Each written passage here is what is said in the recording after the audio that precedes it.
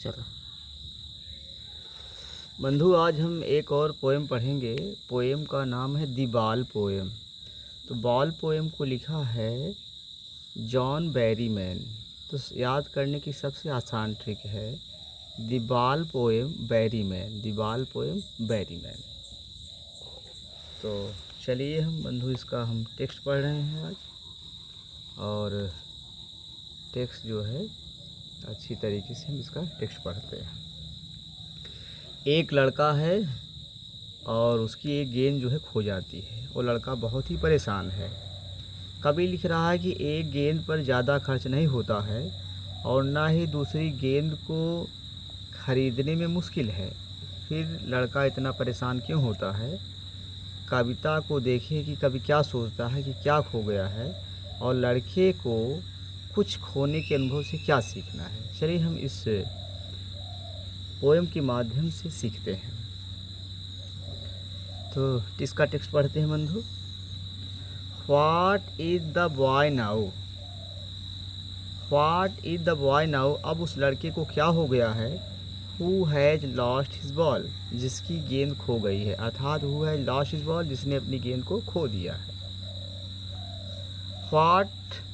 What is he to do, अब वह क्या करने वाला है। What is he to do, अब वह क्या करने वाला है। कवि कहता है कि आई सा इट, मैंने इस गेंद को देखा था। गो, जाते हुए।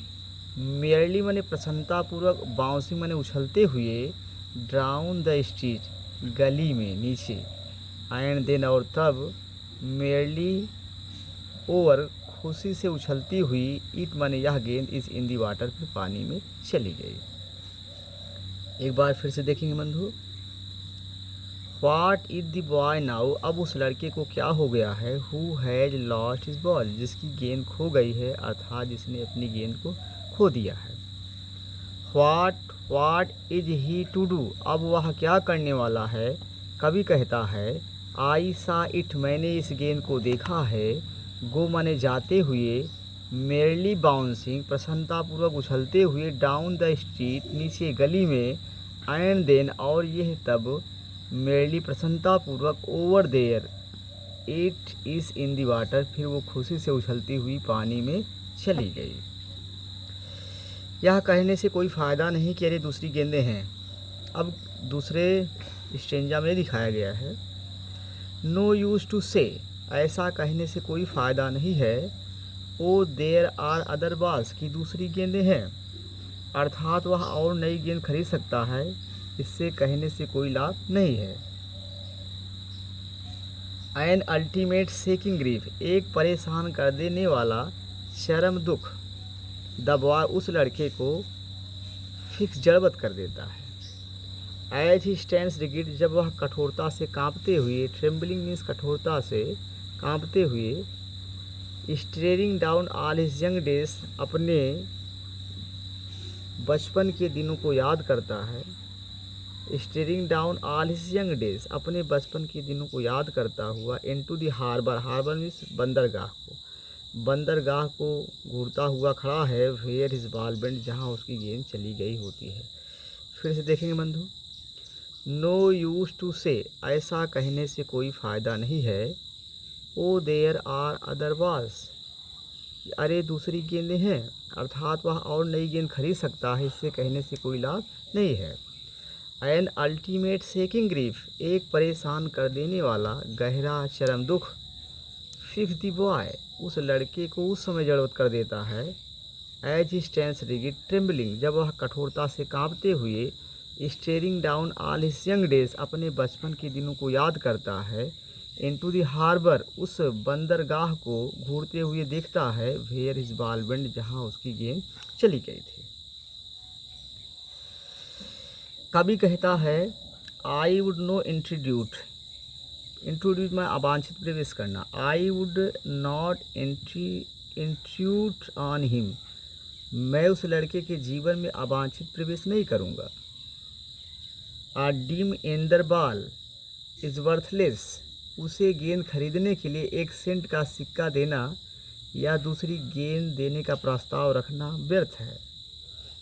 अ dim under ball is worthless now, अर्थात उसे गेंद खरीदने के लिए 1 सेंट का सिक्का देना या दूसरी गेंद देने का प्रस्ताव रखना व्यर्थ है।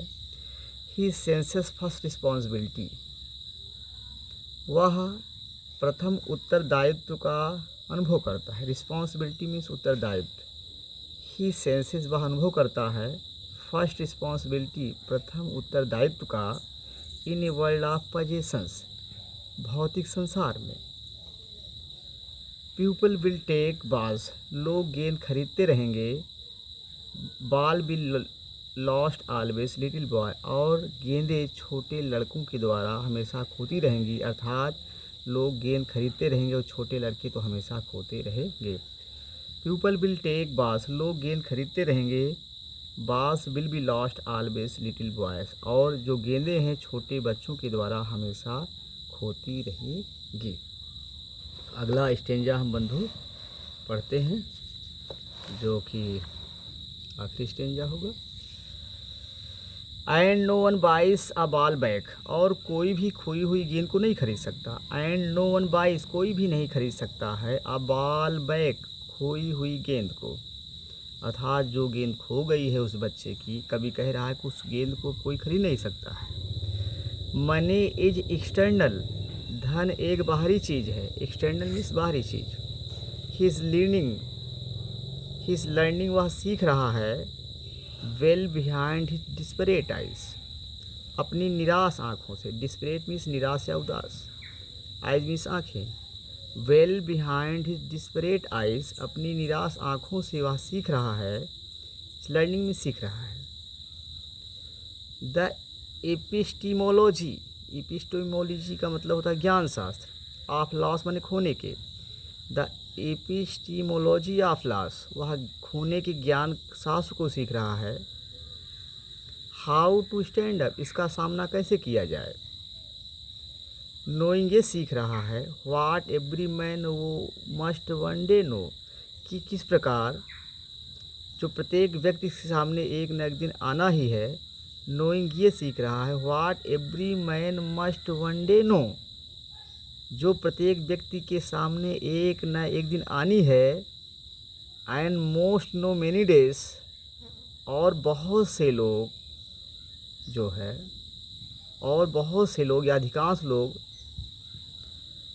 नो मेनी डेज, उसको सीखने में बहुत सारा दिन लगा देते हैं। हाउ टू स्टैंड अप, उस स्थिति का सामना करने में, और अधिकांश लोग उस स्थिति का सामना करने या सीखने में बहुत दिन लगा देते हैं।